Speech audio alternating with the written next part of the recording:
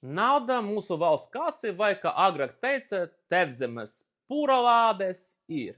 Viss ir atkarīgs tikai no tā, kurš to naudu pieprasa. Ja to pieprasa valdošiem jau apnicīgie simnieki, vai tu būtu vēža pacienti vai diabetiķi, tad viņam naudu nav. Ja tie mediķi, vēl jau vairāk. Tas pats attiecas uz ģimenēm ar bērniem, invalidiem un citiem trūcīgu kategorijām. Kā saka, visiem nevar izpatikt. Cita lieta, ja pēc naudas vēršas tik cienīga, respektīvi, lai gan jau uz nāves gulta esošā nacionāla aviokompānija Air Baltica.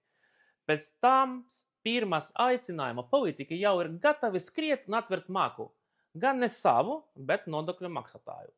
Tieši šajā dienā mēs kļuvam par lieciniekam farsam, un tas vēl ir mēģi tā teikt, ar mēģinājumu piešķirt Air Baltica iztermiņa kredītu 3 miljonu eiro apmērā.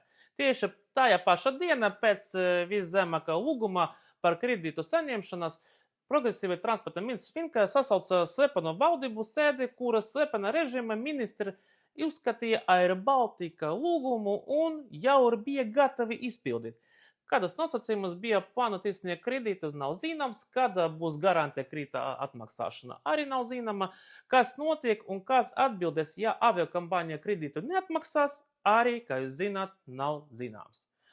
Atvainojiet, bet tas jau ir nodokļu maksātāju naudu izaupīšana plaša dienas gaismā.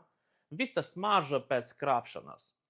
Par labi un par laimi tuvojas vēlēšanas. Daļa valdošo deputāti pamodas no liturgiska miega un bloķēja kredīta piešķiršanu.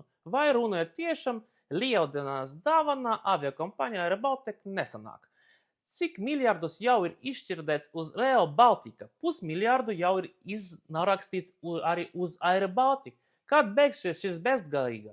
Ceru, ka tieši oktobrī jau tauta atver acis un atbalstīs suverēnu varu, politisku spēku, kā spēj apturēt valsts naudu zagļus.